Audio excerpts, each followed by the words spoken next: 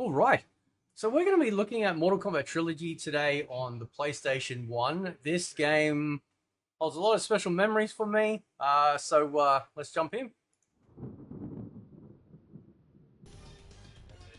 All right, so let's first and foremost, let's set up all the options that I usually have. They introduced a new thing called Aggressor, which basically once the word fills up, you can then move faster and have a bit more extra damage output. You could reduce Shang Tsung's morphs, so that way, instead of having the long load times, it would simply just be, you could have it set to limited, where you select certain characters or not even any at all. You can turn combos on and off, versus screen on and off, Y-end screen, etc, etc. If you hold both shoulder buttons and up, you can then access the secret menu in the middle for having one button fatalities on or off, instant aggressor, normal boss damage, low damage, health recovery, and so on and so forth, right? So that's pretty cool, right? So there's a lot of options in the PlayStation 1 version. You've got 2-on-2 combat as well, including also an 8-player combat tournament, where you and somebody else get to choose your characters, and then you basically go through the tournament setup to see who will become the greatest Mortal Kombat Trilogy champion. Now, I remember first seeing the character select screen in a gaming magazine, and I was just blown away. I couldn't get over it. But it wasn't this one. It was the N64 one. Because the reason why Trilogy means so much to me is that because when Ultimate MK3 was coming to the home systems, the Sega Saturn got the arcade, essentially the rights to publish, at least initially, Ultimate MK3. PlayStation 1 couldn't get it, or any other platform.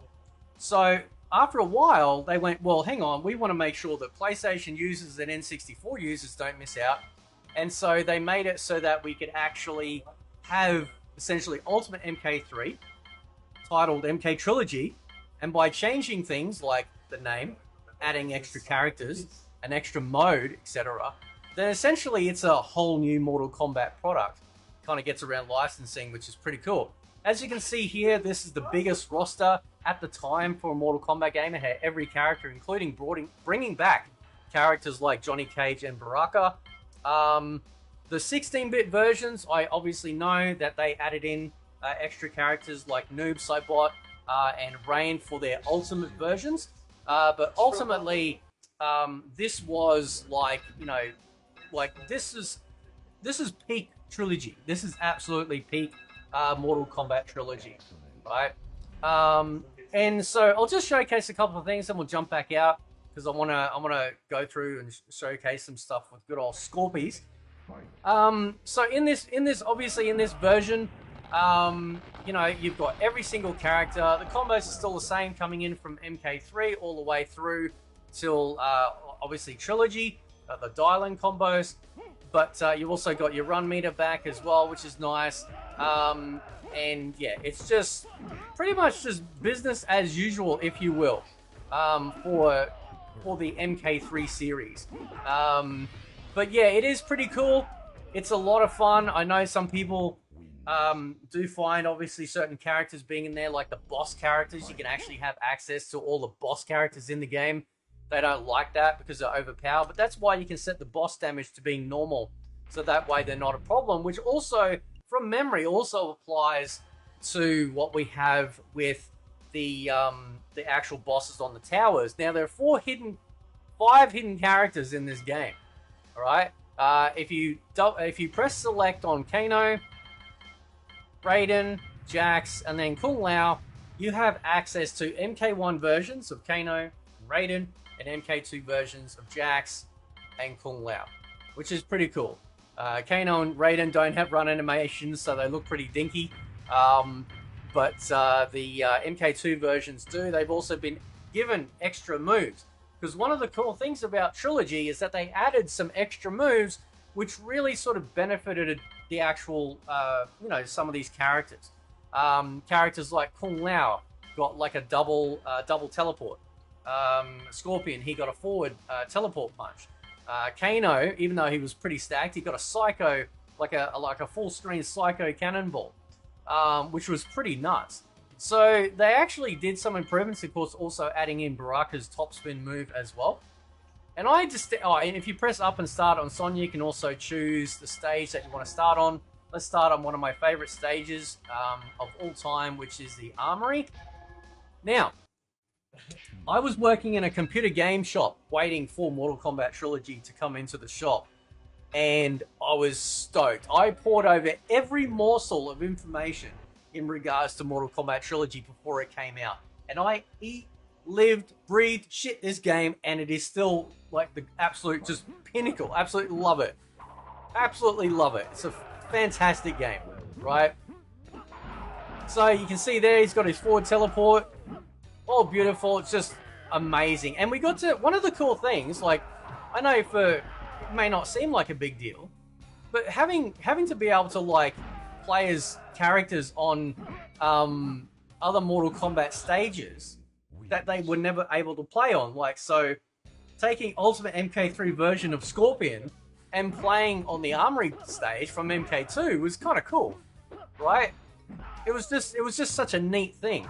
Now, one of the downsides of the PlayStation 1 version, obviously because of the load times and whatnot, is the fact that we actually didn't get every stage, right? We didn't get every stage from all the previous Mortal Kombat games.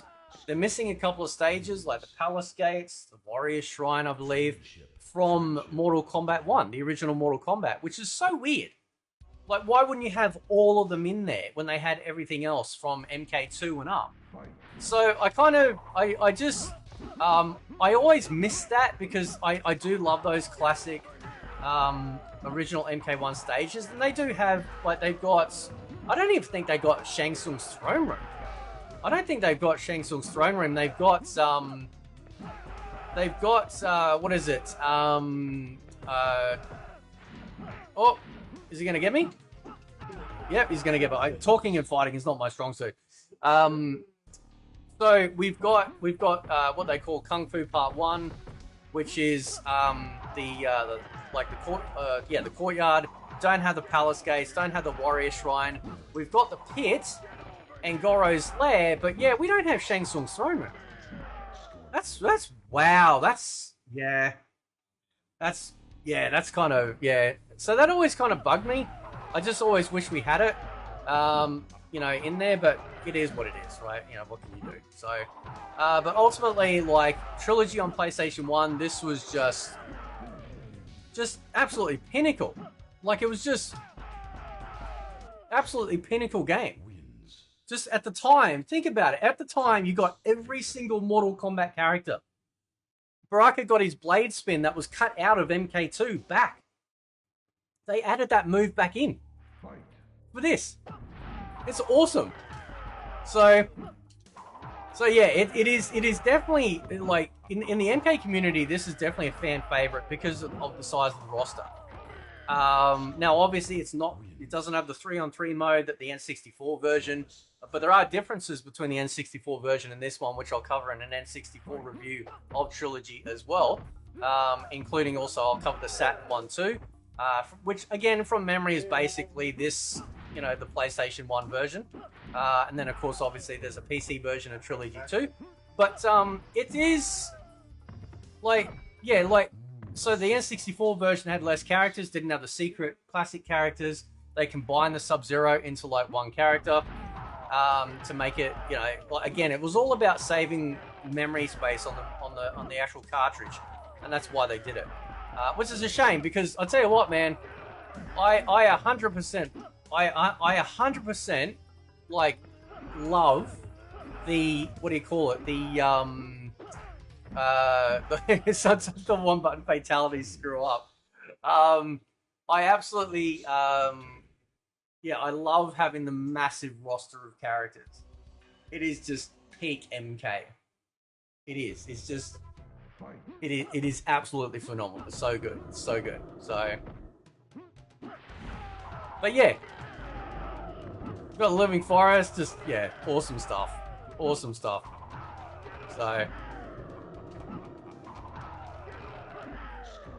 So yeah, it's all nice and smooth, looks really good. Even to this day, like I said the other day to some folk, 2D seems to age a lot better than 3D.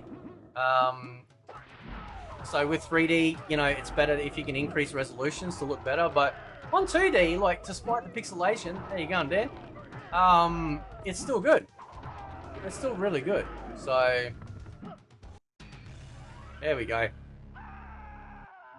So I want to know from you guys. Listen. I gotta go back to the character select screen, man. I gotta go back and you know, and have a look see. Right. Just to leave it on there to finalize the review from MK Trilogy PlayStation 1. But I want to know from you guys, you know, did you guys ever play this? I know a lot of people, their first goal of MK Trilogy was N64. But I want to know from you guys, was it this one? Like, was this the first one you ever played? It certainly was for me. And then when I really got heavily into PC gaming in my early 20s, or late teens, early 20s, eventually when MK Trilogy came out, I got into that. Now, before I leave, the final secret character, let's see if I can, if I can remember, right? This is very cool. So yeah, so you technically got 5 secret characters in PS1 MK Trilogy. There we go, there's Chameleon. And of course, Chameleon is every single male ninja.